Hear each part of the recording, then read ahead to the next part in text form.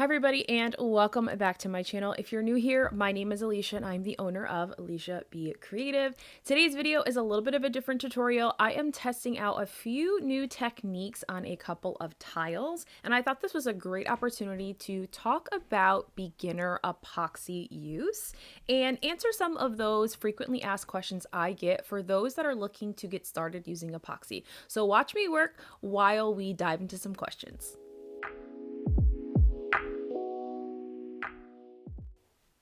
All right, so as I mentioned, I am using these tiles that I got from Home Depot. You can get square tiles. I just happened to pick these up, and typically they're less than $1, but this is actually how I first got started with epoxy. I was a little bit too nervous to start using a cup and potentially mess up, so I thought I would start with using a flat surface to really get myself into using epoxy before trying to do something that was cylindrical. So I have grabbed these tiles and I'm just going to scuff them up just like I would a tumbler. So just using a sanding block or sandpaper to go ahead and scuff up the surface, and of course prepare this for what I'm going to be doing to these two tiles. So I am going to be adding some spray paint to both of these. One is going to get some alcohol ink with some like a multimedia style tumbler idea with some alcohol ink, as well as glitter and foils. And the other one, I wanted to test out some micas in kind of like a almost like a peekaboo style look, but not quite. I had seen someone do this on a cup before, but I wanted to kind of see how this would work with UV DTF as the base layer, as opposed to using like a stencil vinyl, to just kind of see if this was possible. So you're going to watch me work, but while you're watching me work, of course, if you have questions about anything I am doing in the tutorial, feel free to leave those down in the comment section, and I will certainly answer those or create a video for those.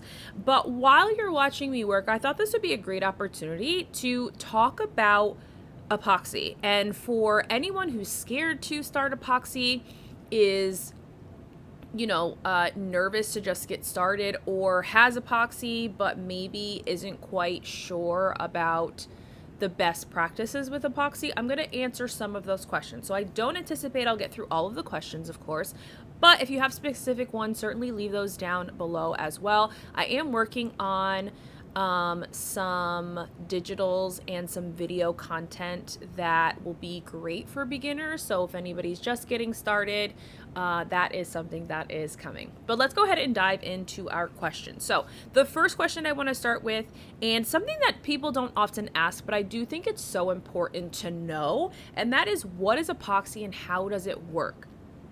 Okay, so let's start with the basics. What is epoxy? Epoxy is a two-part system that when mixed together creates a chemical reaction, okay?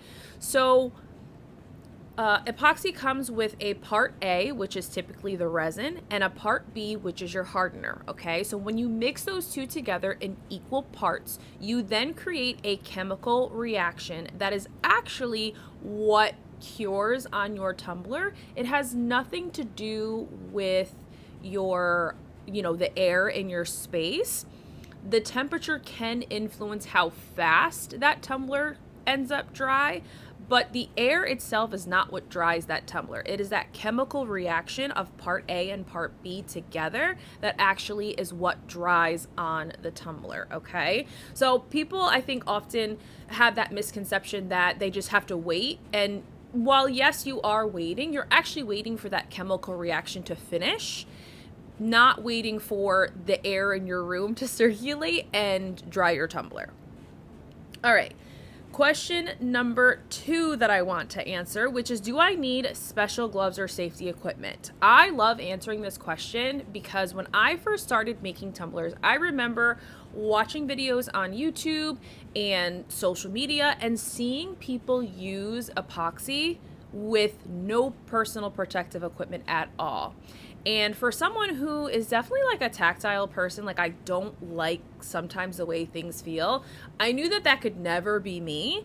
So at the bare minimum, if you are just beginning to use epoxy, you need to have gloves, something to protect your hands and skin, because epoxy in its base form, that part A and part B, that is toxic. And you do not want to put anything toxic on your body because that is going to leach into your skin and directly into your bloodstream and potentially cause some serious issues. So please, please, please wear gloves. I typically use nitrile gloves. I do know some people that use vinyl. I don't prefer vinyl just because I hate the way those feel. Nitrile is always a good way to go. And using gloves from the start, from when you're pouring and mixing to applying, not just when you go to apply, because you never know when you're going to accidentally spill a little bit of that epoxy, whether it's part A, part B, or both mixed together onto your skin. So having gloves on from the start of when you're going to be using epoxy is the best practice. Now, what other types of personal protective equipment do you need? I do highly, highly, highly recommend investing in either a half mask respirator or a full mask respirator. And this is the mask that you would wear over your face while epoxying, because as I mentioned earlier, epoxy in its base form, part A and part B, even when it's just mixed, before it's fully cured, it is toxic. So it's very important that you're not only protecting your skin, right, the largest organ of your body, but you're also protecting your organs inside too. So not breathing in those chemicals by using something like a respirator to cover your face. Now, can you get away with using things like the mask that we all had to wear during COVID? No, that's not going to protect you from those chemicals in the air. So I definitely would encourage you to be using a respirator mask and goggles, or using a full mask, which has that face shield, so you don't have to also worry about anything getting on your eyes. Okay, the next question I wanted to answer is, how long does epoxy take to cure? So this is all based on the epoxy that you're using, but epoxy can take as little as 30 minutes to an hour to cure to 24 hours to be dry, okay? So, and I also want to talk about the difference between a dry epoxy versus a fully cured epoxy, which I'll cover right after. So, your fast set epoxies are always going to dry much quicker, right? Be dry to the touch for you to be able to move on to the next step in your process much sooner. And your artist cure epoxies are the ones that are going to take longer. Sometimes they can take anywhere from 12 to 24 hours. And this has a lot to do with your space, how warm your environment is. Because remember, epoxy does like heat, because in that chemical reaction, it is creating heat. So it does enjoy heat, and that does speed up the dry time of your epoxy. So if you have a warmer environment, you might see that your epoxy does dry a bit quicker versus a colder environment, or during those colder months where it may take longer for your epoxy to cure. So best way to figure out how long your epoxy will take to dry is to check your MSDS form, which should be supplied from your vendor's website or directly from the vendor that you purchase your epoxy from, to be able to determine what is the guesstimate or estimated time for dry time. Now, I want to talk a little bit about the difference between dry epoxy and fully cured epoxy. So when I mean dry epoxy, I mean that the epoxy is able for you to touch and handle it without it being tacky, sticky, or the chemical reaction is incomplete. Okay, when we're talking about dry, that's the opportunity for you then to take your cup or take your project and be able to apply other elements to it on top of that layer of epoxy before you need to add another layer, right, to continue that process, okay? When I'm talking about cured epoxy is the time that it takes for your epoxy to be fully finished, okay? And so it's important to note that a dry cup does not mean that it's fully cured, okay? Again, going back to that MSDS form, that medical safety data sheet, that is going to tell you how long it takes for epoxy, that particular epoxy brand, to cure. And that could be anywhere from 3 days to 30 days, okay? So it is important to know the cure time for your epoxy, because you should not be handing off any epoxy project until that epoxy is fully cured, okay? Not just because it's dry, but it needs to be fully cured before you're passing it off to a customer, because they are potentially coming into contact with uncured epoxy, which of course we've already stated is toxic.